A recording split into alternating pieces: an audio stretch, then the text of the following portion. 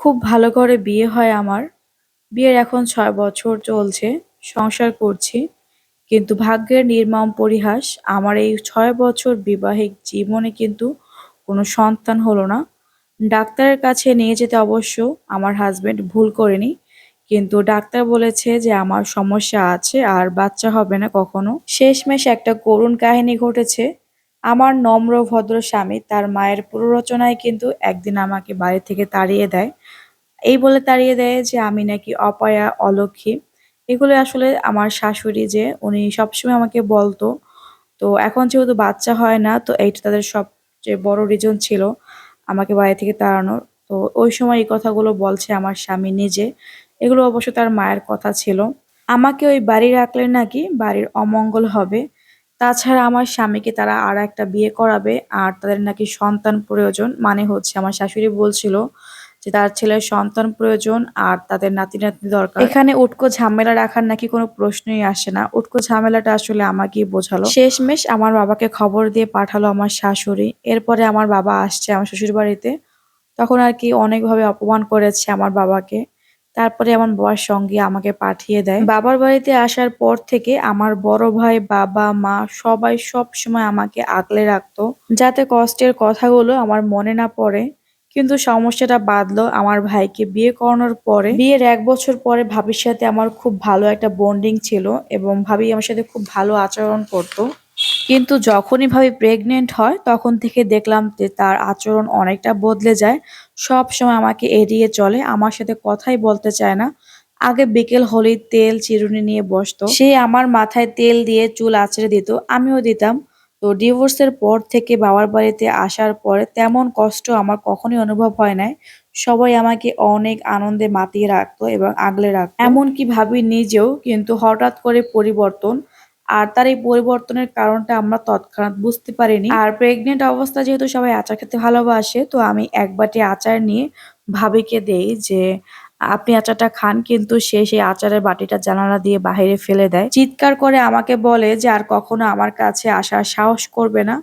ওই পাশ থেকে আমার মা তো দৌড়ে আসে। ভাবিকে জিজ্ঞেস করলো যে, "কি হয়েছে?" ভাবি উত্তরে বলল যে, "আপনার মেয়েকে আমার কাছে আসতে নিষেধ করবেন।" পরবর্তীতে জানতে পারি যে ভাবির মা নাকি বলেছে যেসব মেয়েদের বাচ্চা হয় না, তারা যদি অন্য প্রেগনেন্ট মেয়েদের কাছে আসে এবং কিছু খেতে দেয়, তবে নাকি সেই বাচ্চা নষ্ট হওয়ার সম্ভাবনা থাকে। ভাবির মুখে তো আমি এমন কথা শুনে মাকে জড়িয়ে ধরে কাঁদতে লাগলাম। সেই রাতে ভাইয়া ঘরে আসার পর মা সব খুলে বলে। পরে ভাইয়া ভীষণ পরিমাণে রেগে যায়। পরে আমি ভাইয়াকে বললাম যে, "রাগ দিয়ে ভাবিকে কিছু বলো না। এর ফল শূন্যই হবে। ওনাকে বুঝতে হবে আর তার জন্য তোমাকে কোমলভাবে বোঝাতে হবে, নয়তো সে অনুভব করতে পারবে না।" পরের দিন ভাইয়ার কাছে ভাবি গিয়ে বলে যে মা বলছে আপুর থেকে দূরে থাকতে, তার হাতের কিছু না খেতে। তো এই সময় নাকি সেফ থাকতে হয়। তো এইগুলো ভাবি গিয়ে নিজেই ভাইয়ার কাছে বলছিল। তখন ভাইয়া হেসে মৃদু ভাষায় বলল যে, "কুরআন হাদিসে এসব কিছু নেই। এরকমের বাজা, আটখোরা এভাবে যে বললা, তো এতে কিন্তু আপু অনেক কষ্ট পেয়েছে।" এইসব পাশের রুম থেকে আমরা সবাই শুনছিলাম। তো ভাইয়া আরো অনেক কিছু বলে ভাবিকে বুঝিয়েছে। এরপরে ভাবি ভুলটা বুঝতে পেরে এসে আমার কাছে ক্ষমা চায়। এর কিছুদিন যেতেই আমার বিয়ের জন্য পাত্র ঠিক করে আনে আমার ভাইয়া। আমার জন্য এর আগে অনেকগুলো ছেলে দেখা হয়, কিন্তু বাচ্চা হবে না দেখে কেউ বিয়ে করতে রাজি না। সেই সাথে বয়স হয়ে যাচ্ছে। কিন্তু আল্লাহর কি অসীম কৃপা, একদিন বিকেলবেলা শহরের এক হুজুর এলেন আমাদের ঘরে।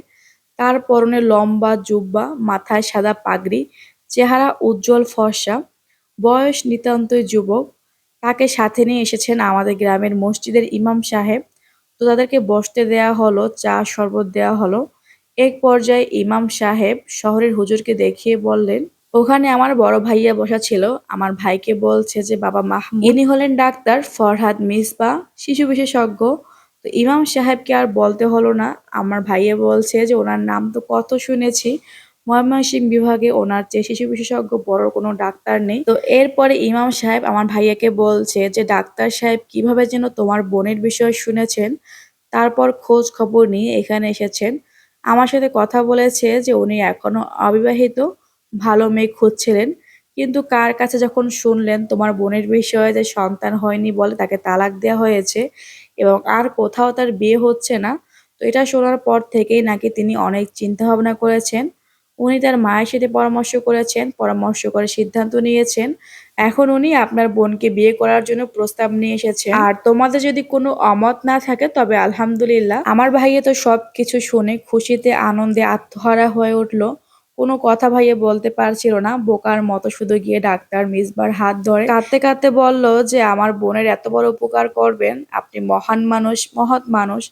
তো আমার হাজবেন্ড বর্তমান যিনি, তো উনি তখন আমার ভাইকে জড়িয়ে ধরে বলল যে আমাদের নবীজি সাল্লাল্লাহু আলাইহি সাল্লাম বেশিরভাগ স্ত্রীদের বিয়ে করেছেন, তারা ছিলেন বিধবা এবং সমস্যাগ্রস্ত, তাদেরকে তিনি বিয়ে করে আমাদের শিক্ষা দিয়ে গিয়েছেন। তাছাড়া আমি এটা কখনোই বিশ্বাস করি না যে সন্তানহীনতার জন্য শুধুমাত্র আপনার বোন দায়ী। এ কথা আমার ভাইয়াকে বলছিল। তো সন্তান দানের মালিক হচ্ছেন মহান আল্লাহ তাআলা। তিনি হযরত ইব্রাহিম আলাইহিস সালামের স্ত্রীকে শেষ বয়সে সন্তান দান করেছিলেন।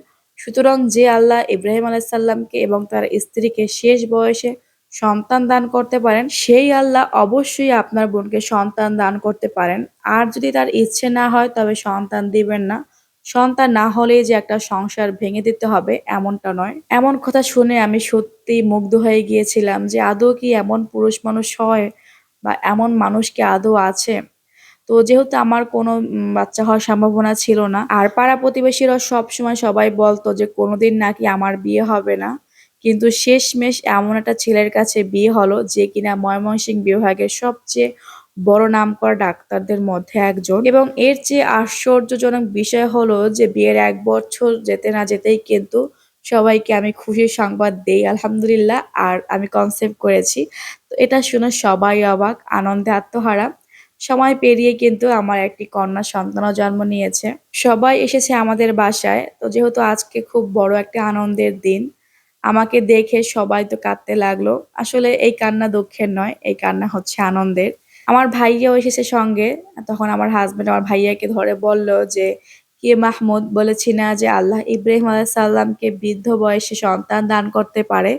তো সেই আল্লাহ আমার এবং তোমার বোনকে কেন সন্তান দিতে পারবে না?" আসলে আমাদের সমাজে এমন অনেক নারী আছে যাদের কিনা একটা বাচ্চার জন্য সংসারটা ভেঙে যায়। মানে ১২ বছর, ১৪ বছর, ১৬ বছরের সংসারেও কিন্তু শুধুমাত্র এই একটা বাচ্চার জন্য একটা পুরুষ মানুষ পুরো সংসারটা ভেঙে দেয়। আপনাদের কাছে আমার একটা প্রশ্ন যে প্রত্যেকটা স্বামী-স্ত্রীর সম্পর্কের মধ্যে একটা বাচ্চাই কি সব? একটা বাচ্চা না হলে কি স্বামী-স্ত্রীর সম্পর্কটা পরিপূর্ণ হয় না? যদি হ্যাঁ, স্বামী-স্ত্রী দুজনের মধ্যে কারো সমস্যা থাকে, তাহলে কি তাকে ছেড়ে দিতে হবে? এই অপমান, লাঞ্ছনা এগুলো শুধুমাত্র একটা মেয়েকেই সহ্য করতে হয়। কখনো যদি একটা ছেলের সমস্যা থাকে, আমার মনে হয় না খুব কম মেয়েরাই পারে সে ছেলেটাকে ছেড়ে দিতে। কারণ মেয়েদের সংসারের প্রতি, স্বামীর প্রতি অনেক গুণ মায়া বেশি থাকে, যেটা কিনা একটা ছেলে মানুষ অন্য একটা নারীতে আসক্ত হয়ে পড়লে বা তার মোহে আটকা পড়লে তখন সেই সংসারের টান আর সেই পুরুষ মানুষের কাজ করে না। এমন অসংখ্য সংসার ভেঙেছে শুধুমাত্র একটা বাচ্চার জন্য। বাচ্চা ছাড়া যদি স্বামী-স্ত্রী দুজন ভালো থাকতে পারে তাহলে মনে হয় না সেই সংসারটা ভাঙার প্রয়োজন আছে। সমাজ কি বলল, নিজের কাছের মানুষ কি বলল, এটা দেখার কোনো প্রয়োজন নেই। আপনি যদি সন্তান ছাড়া ভালো থাকেন তাহলে কে কি বলল জাস্ট আপনি কোনো কেয়ার করবেন না। পরকালে আপনি এর থেকে উত্তম কিছু পাবেন ইনশাআল্লাহ। তো আজকে ভিডিওটা আমি শেষ করছি। সবাই ভালো থাকবেন, সুস্থ থাকবেন এবং আমাদের জন্য দোয়া করবেন। আল্লাহ হাফেজ। আসসালামু আলাইকুম।